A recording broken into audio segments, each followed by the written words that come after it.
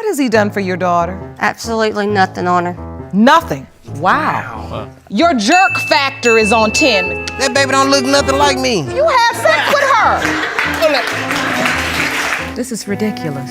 And how can you be so certain that was Easter? Because you don't have Easter dinner any other day. I'm hoping that he's not, Your Honor, so I can move on with my life. You may be one of the most disappointing men I've ever seen in this court. So ashamed. It doesn't bother me. I know, I can tell. Yeah. I think I'm really just talking long enough so they can run while they can. Miss Allen claims Miss Tolliver has done nothing in regards to his responsibilities as her child's father. Ms. Allen, what has he done for your daughter? Absolutely nothing on her. Nothing. Nothing. Wow. Wow. Has he paid any child support at all? No, Your Honor. Been involved in her life? No, Your Honor. Come to visit her? No, Your Honor. Mr. Tolliver counters her claims with this. I've tried to get her to do a DNA test. For instance, just the other day, says she's not going to do the test. He also says that he believes he's not the father of the child due to this. Whenever she breaks up or has a fight with her boyfriend, she comes back to me with acting like she wants to get back with me. She loves me and she misses me, but then when she's in a relationship, I don't hear anything from her. Mr. Tolliver believes Miss Allen's boyfriend at the time of her child's birth is the potential father, and he backs it up with this. I believe it could be because, I mean, she said that he's the daddy. This is her true father, whatever. I mean, I have a message on Facebook here where he's claiming her as his little girl, you know. However, the case took on a new twist with these revelations.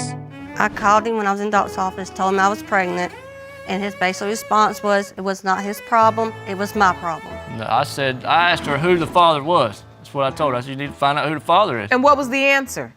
She said, well, it's mine. She said I was the father. But it's only when she's in a fight with her boyfriend or breaking up with a boyfriend does she come to me and want me back or this and that. And more revelations. I know, but I mean, if it was really mine, she would want to have this test done from the beginning. And then, the real reason Mr. Tolliver refuses to claim the baby as his. I mean, if she would give me, you know, proof that I am the father, then it'd be totally different. But I can't just change my life because an ex-girlfriend calls and tells me, I'm pregnant with your baby, so you're the father, you need to do this. And she says she don't want money or anything from me. She wants me to be in their lives. Not just Novella's life, their lives. That's why I feel like she's trying to get me back by using the baby. Her ex-boyfriends, from what I understand, and the ones I've seen are losers, more or less. I have a decent job. I mean, I'm a pretty good guy. I'm one of the better candidates that she's dated. And that's what I feel like that she is trying to use that as, use the baby as, well, you know. And I mean, I have a life. I can't change my life just to make her happy because this is what she wants. After everything, the DNA result reveals. Been determined by this court. Mr. Tolliver, you are her father. Okay. Mr. Johnson says this in the paternity court. She's trying to pin a child on me that ain't mine. And she's causing problems in my current relationship. Ms. Kirby reacts in this manner. Mr. Johnson? No, I'm trying to get my baby situated. He has health issues. I'm trying to see where he's coming from because it is not on my side of the family. And then right at the beginning of this case, these confessions are made. Excuse me, Your Honor. Yes, I told her that she was gonna be my baby mama, but it was just talk. It was nothing like that. We only had sex. That was it. Nothing more. And plus, she's trying to pin this baby on me because she need help now. And then I don't need your help. My baby's well taken care of. He's been taken care of for almost a year now. Well, why you threatening me with child support? Because I know you ain't gonna do nothing. Mr. Johnson narrates his background to the court and how it relates to the case. I was premature. I was in the hospital for 6 months. And while I was in the hospital... Now my baby have issues. He have health issues. While I was in the hospital, Your Honor, my father abandoned me. Now you abandoned Kaden. I would never do a child like that I know that's mine. And this baby is not mine. He continues to make this claim and reveals this. It ain't my baby. That baby don't look nothing like me. I'm like, he like. So what's your point? Your Honor, I just had a child and the baby looks nothing like Kaden. My baby looks like me. And here comes the plot twist. I was at this party and I was scrolling on social media, and I seen her post something about she don't need help with her child. So I hit her up. I was like, "Are you pregnant?" She was like, "Yeah." So I'm like, "Is the baby mine?" She was like, "No." So I left the party and went to her house. And then she flipped the script and was saying, "Well, yes, you are the father." Then this revelation. I don't know. I guess she sees that I'm going to be around, that I'm going to help her take care of this child. She wanted How me you to gonna be be in this around? child's You haven't life. done nothing from Caden since he been here. Yes, because you were saying it Of course wasn't I mine. told you he wasn't yours, cause you wasn't gonna do nothing and I didn't want to deal with you. All right then, so why would I Simple do as something if you saying it ain't mine? Miss Kirby tells her side of the story. Because I did the calculations. We had sex July 10th, and that's the amount of time that I could see Caden. Miss Kirby also tells the court about the situation with raising Caden, and Mr. Johnson counters her statements. So what's it been like raising Caden on your own? It's been hard, but I managed. When you say it's been hard, talk to the court about the struggles. My baby has health issues. He has a G-tube, so we back and forth from different doctors, ENT, G-tube clinic, all that. And he's also albino. So do you feel like that's one of the reasons Mr. Johnson is not believing Yes, because of his albinism? yes. Excuse me, Your Honor. I didn't even know that this child was albino. And plus, no one's in my family albino. Has no trait of it. This is what Mr. Johnson hopes for and why. You say you know Caden's not your biological child, but that's different from what you're hoping. Do you hope he is? I'm hoping that he's not, Your Honor, so I can move on with my life. And the result reveals. In the case of Johnson versus Kirby, when it comes to 11-month-old Caden Kirby, it has been determined by this court. Mr. Johnson, you are the father. Miss Streeter opens the floor on this paternity case with this. Mr. Hartfield asked me to have a baby with him. We were dating for about 8 months, a long time. We were in a relationship, a committed relationship with just me and him. And throughout the whole relationship, he wanted to have a baby. He said he didn't get to raise any of his. So we went to the hospital and we got the birth control taken out together. And then Mr. Hartfield counters with this. She's telling you guys a bunch of lies. A whole lot of lies. That's convincing. If I didn't know any better, I'd be convinced. What is true? That's definitely not the truth. We went in and took a birth control out together. That's definitely not true. And here comes the exchange of words accusing each other of lies. Child, and when we even planned the day, I had an app on my phone that tracked my ovulation, and we knew what we was doing when we was having sex. Your Honor, please. Before Halloween. It's hard for me to sit here and tell you that's a lie. What is the truth according to you? The truth is, I believe that it's possible that she's thinking about someone else because she and I did meet, that is a fact, and we did talk, and I found her to be very attractive at the time. And I even, did things to convince her that, okay, maybe I will be a guy that she could take a chance with as far as going out on dates. But you were married. And I made sure that she knew that as well. Oh my God. I made that very clear. He's lying. In fact, Your Honor, if I'm lying, then how would she have information to call my wife when I was paying her not to tell my wife about something? And more confessions. Our first time having sex, we went down Because the I did street not from pay his the house rent, to a hotel. she called her. He's lying. That don't have nothing to do with why I called your wife. At what point did you discover he was married? Let's get to that. He had ended up telling me a relative's name, and I had went on Facebook and found the relative, then found Mrs. Hartfield page, then that's when I seen pictures of them. And I didn't even call her right away because he had told me, them pictures are old, she's professional, and for her image, she can't, she don't want people to know that we're not together. So I believed him. Matter of fact, I didn't even call her, I text her and let her know, your husband's been treating on you for 8 months, and I'm 5 months pregnant. He's trying to make it seem like we was never in a relationship and this never happened, but he just texted me just recently trying to get back with me, trying to tell me he want to be with me. Oh my God. Mr. Johnson continues to stir up drama. Deal with so many guys, okay?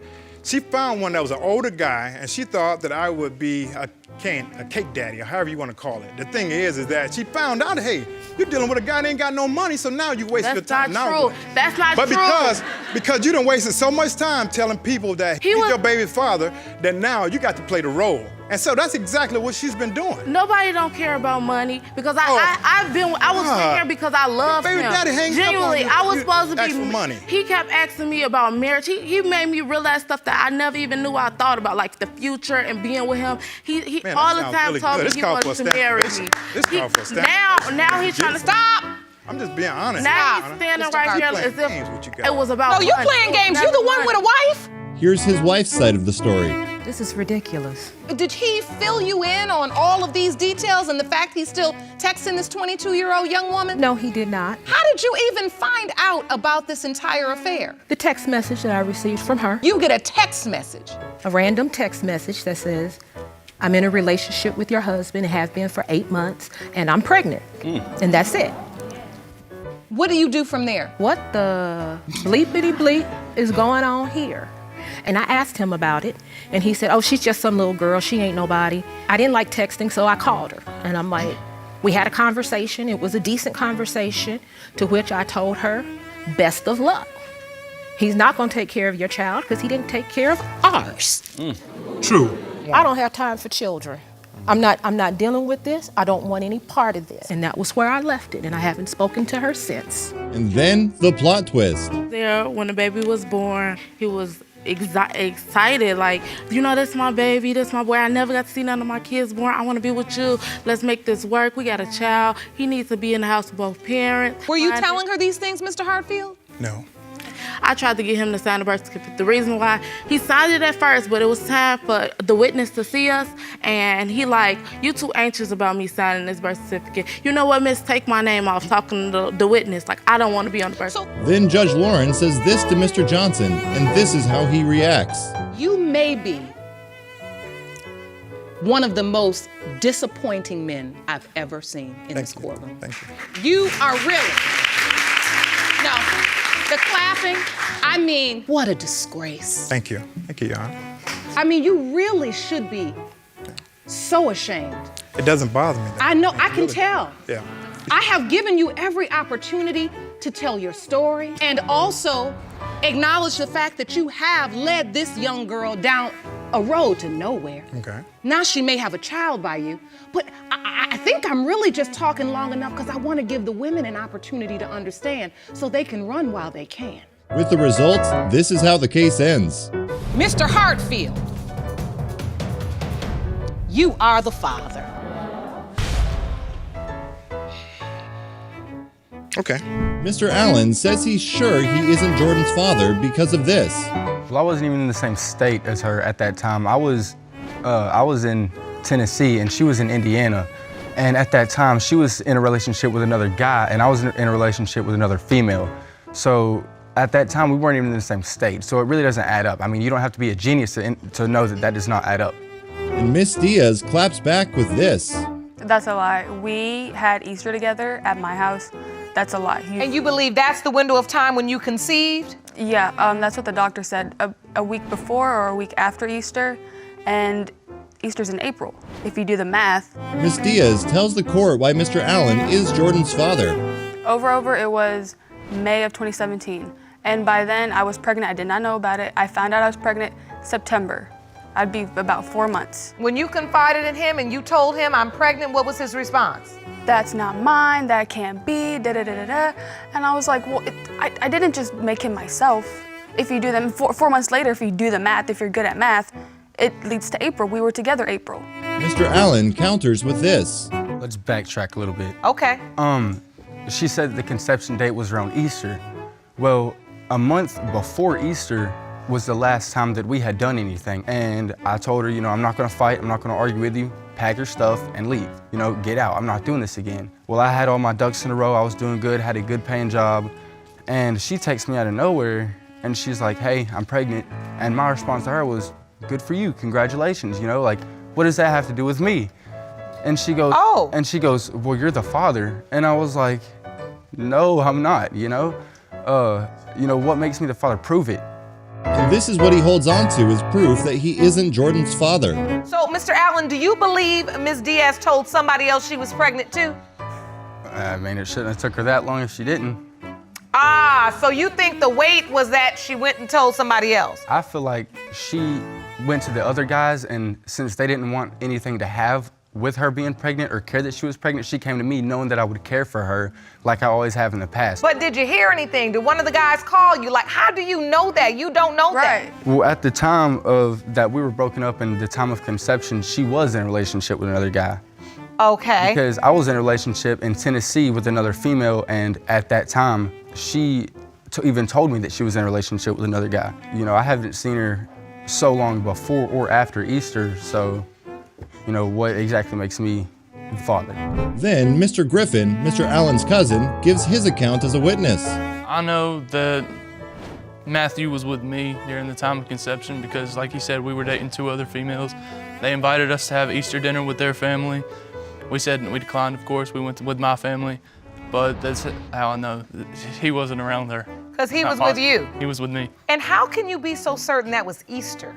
Because you don't have Easter dinner any other day. Mr. Allen tells the court how he feels about Jordan and the paternity doubt in general. Well, I feel like, you know, I mean, I can still give him love. I still have love for him, you know, and I mean, like I said, I treat him like my own. I mean, he calls me dad, and, you know, he notices me when I come in, I mean, obviously.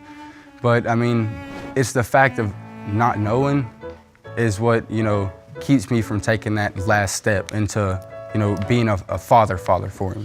And the DNA test reveals. It has been determined by this court. Mr. Allen, you are the father. Mr. Macon tells the court this is concrete evidence as regards to him not being Miss Pockett's child's father. She got 5 kids by 5 different baby daddies. And you could be the 6th. No, I ain't. If we ain't have sex till like 3 months after, I wouldn't even have sex with her. But you did have sex Me with her. and Miss Glover, we wasn't together at the time. Did you use protection? Yes. You did? But it was. Okay, but there was a malfunction. Right. Before we even had sex, 3 weeks after I met her, she got my name tattooed on her neck. Ms. Pocket provides evidence of Mr. Macon's behavior during her pregnancy. When I was pregnant, he was rubbing on my belly like he was happy and he was concerned about it. And I have a picture of him rubbing on my belly when I was about 7 months. Let me see that picture. Jerome, will you hand it to me, please?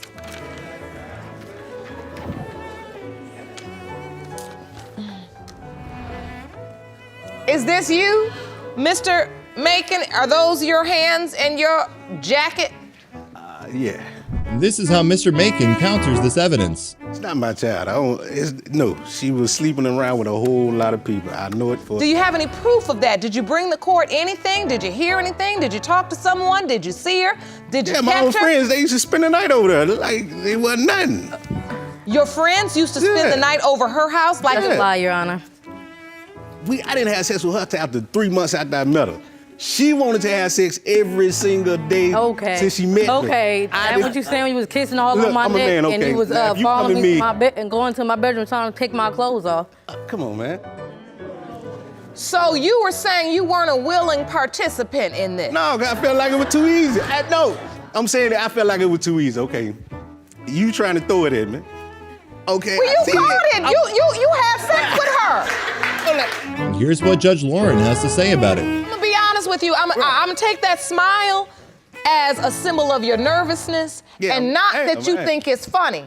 Right. To have 2 young men running around this world called Stephen Macon Jr. No, it's not funny. Both have your name, and coming from a family where in my father's line there is a 4th, I couldn't imagine if my father, who is the junior, was looking at another person that had the same name. Giving someone their father's name is about creating lineage, line. Right. Not this way. Not 2, right? Right. So now this is serious. Ms. Pocket then reveals some things with evidence to the court. Last week, before we came to court, he sent me a message. Would you like to see that? He sent me a message off of Facebook saying that if it was his, that we all was gonna move in together. Oh, get out of here with he that, said man. me, her baby, and my kids, we all gonna move in together if it was his. Then he sent me another one, said if it was his, it come out to be his, that we was gonna make love to the sunrise. Right, I said that. So you have evidence of that? I have one of the evidence. One of the. Jerome, will you please hand that to me, please? So this piece of evidence is a text. Yes. From Mr. Macon. Mm-hmm. If he is, like I said, I'll apologize to him. I'll come get him and whatever else needed, and I'll apologize to you, and we can blank till the sun comes up. What? This is more revelations from Miss Pocket. He came in, you know, and he was looking at the baby, playing with my son. And then so he said, so what you naming him? I said, I'm naming him after my brother. I said, because that's what my grandma want me to do.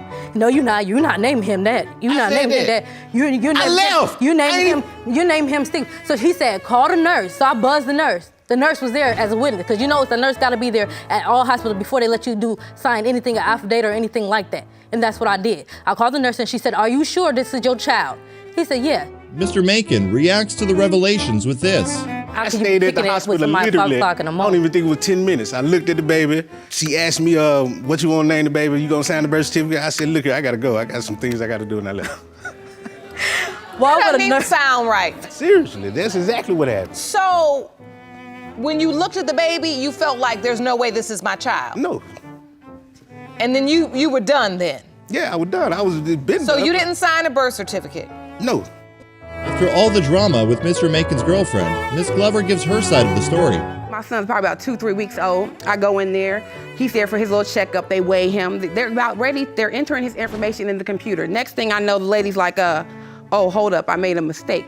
I'm like, you made a mistake? What? What kind of mistake could you have made? She was like, I entered your baby under the wrong person. And I'm like, what do you mean? She was like, because there's a baby born on July 4th of this year, and his name is Stephen Macon Jr. And she read it out, and she's like, and his dad's name is Stephen Macon Jr. too. And then she realized she said too much. And here's what the DNA result reveals.